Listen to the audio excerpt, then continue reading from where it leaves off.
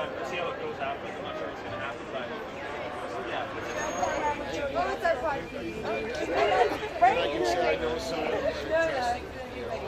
I'm Kurt too, so I'm illegally. What are you doing standing outside in the circle? You're super good.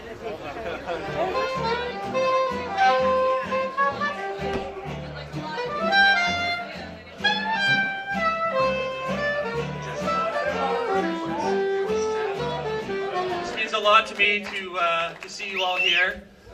And we're going to be showing A.K.A. Tommy Chong, and then Tommy and his wife Shelby will be coming out after we have a little break to entertain and answer questions and talk about things.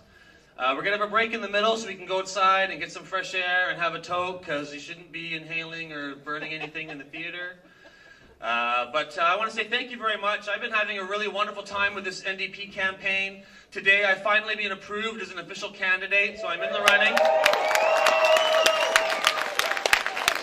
It was a long wait, but I'm very glad to be one of the 5 official candidates. We've had like 7 debates already so far. We've been talking about marijuana and many other issues quite a bit. And I'm educating the people that are running against me and teaching them about this issue. And I get a lot of applause from my NDP members and the people in the party when I talk about these important issues. So it's something whose time has come. And the people in this room, many of us have had a real big part in changing these laws and in building this industry and in helping people who need this medicine. So I want us to all give a round of applause for ourselves for being such great activists and helping to make the world a better place.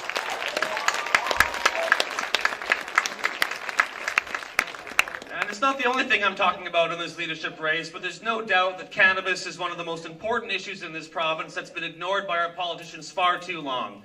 And I am proud and honored to represent the cannabis culture, to represent the activist movement in this political forum.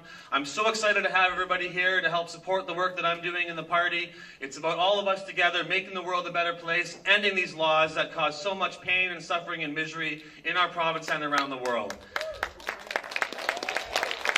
And we can really be leaders in Vancouver and in British Columbia. And when we succeed in changing the laws here and ending prohibition here, it will start a wave that will travel all around the world and bring freedom and joy and liberation to cannabis users everywhere on this planet. So we're going to get to the movie now. I'll be out here later on in the lobby if you want to talk. I've got copies of Harry Pothead for sale, my book Harry Pothead and the Marijuana Stone. We're selling those for $10 each. I've got lots of flyers and information on other important topics. And without further ado, we'll have A.K.A. Tommy Chong. Thank you.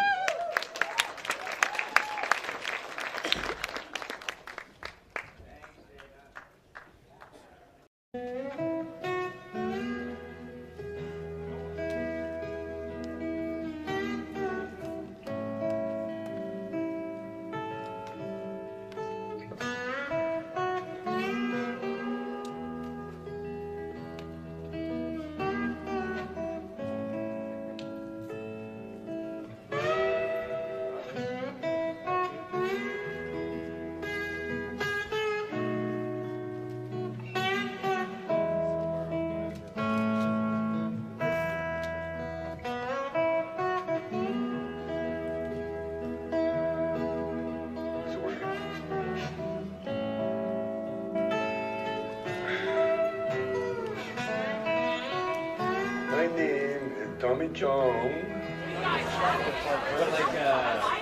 Apparently they use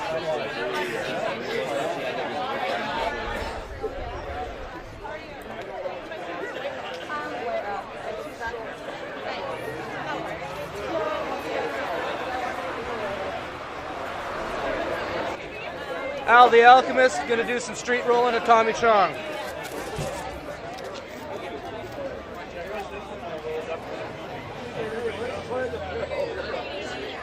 Oh, do you want a grinder? I am a grinder. Oh, okay. Man came forward with a grinder, but no, there's a grinder. There we go.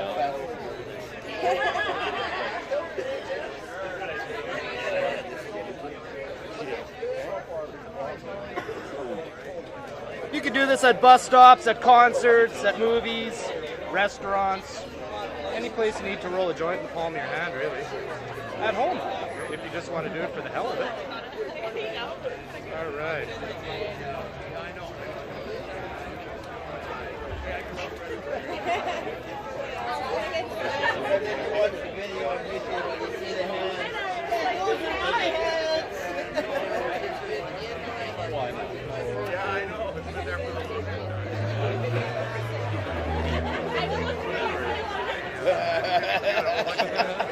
That was Speedy Gonzalez, man.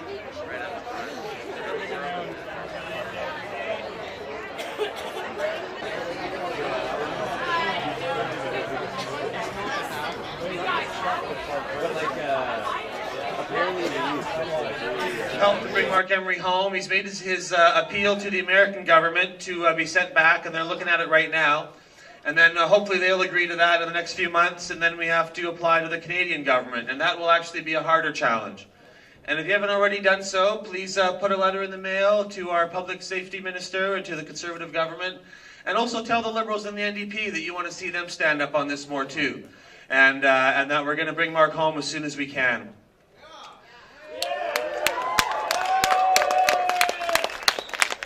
And you know, and Mark's just one of far too many people. Mark and Tommy Chong are just two people of so many who have gone to prison for this wonderful plant because it helps them feel better, because it's their medicine, because it's their connection to the source, it's their spiritual use. However you use this plant, nobody should be going to jail for it. And too many people suffer in silence. We all know about Mark Emery, we all know about Tommy Chong and what's happening to them.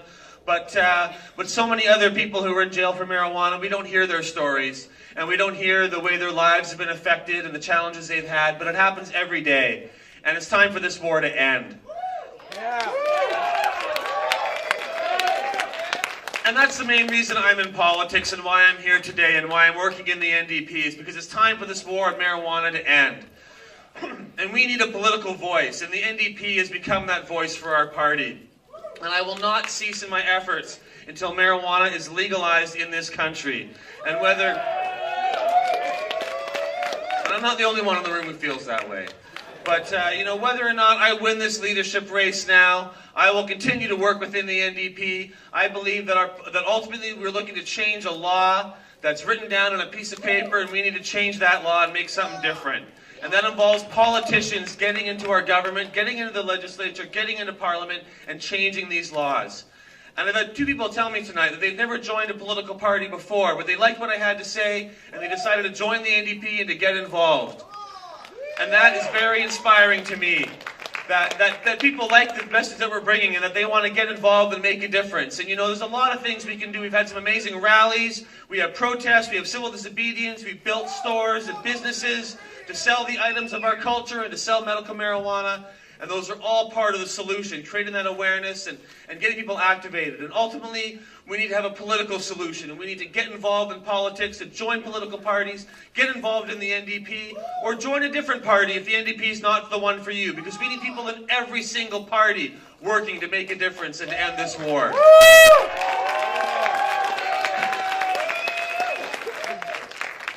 And so I am so honored to represent our culture in the political sphere, and we're going to be having a lot of debates and leadership contests over the coming weeks of this campaign, and I'll be bringing forward this message and talking about this issue over and over again. And I think it's time to bring out Tommy and Shelby now.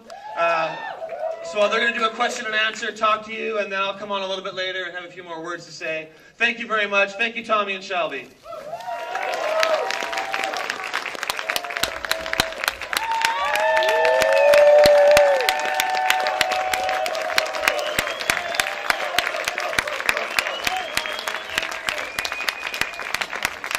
Good evening. Did everybody get high? Don't you love pot? Isn't it the best thing in the whole world? Oh, the NDP. The new pot party. Oh, Tommy's walking away. Did you guys enjoy the movie? What a flashback for us. Wow. It's the first time I really was able to really watch the movie, because when it was first... Thank you. When we first saw it, I used to sit in the audience in shock, because the whole time he was in jail, in the year before, I think I was in shock. It was like, what a trip. You know, I don't know, how many people out there have been busted? Yeah. The whole audience. Yeah, the whole audience. So you guys know what it's like, yeah. Sucks. They like to bust you when it's dark outside because they want to scare the shit out of you, right? At least in America, that's what they do. Right, Tommy? That's right. But anyway, thank you for coming and enjoying the movie. That was nice. And it's, yeah.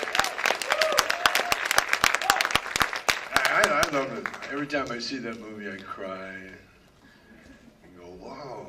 They really did that, didn't they? It was a trip, you know.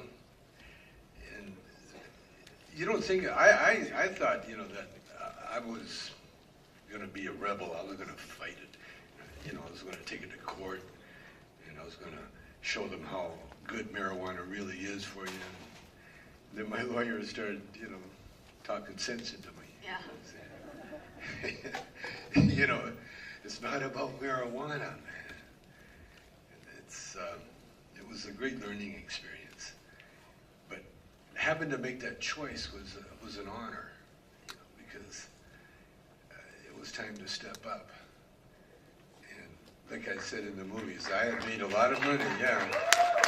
I made a lot of money talking about my favorite herb. And, you know, when it was time to go to jail with the rest of you, then I said, okay, I can do that. But it really is time to legalize it, right? It's ridiculous. I mean, it's just nuttiness that after all these years that people are in jail for 20 years for pot. I mean, if people are in jail for that. Well, Dana pointed it out earlier. We did an interview, and he pointed out the fact that they didn't care when they made it illegal because they really were demonizing the Mexican culture and the black culture by saying, you know, by using that as an excuse, you know, that smoking pot made black guys horny for white women. Which is true. Which is true. And that's one of the reasons I started smoking it. Because I was a black guy, and boy, I learned to love white women. You learned to like women. So, you know, but they made it illegal with the truth, really, because it is true. You know, it does make you horny.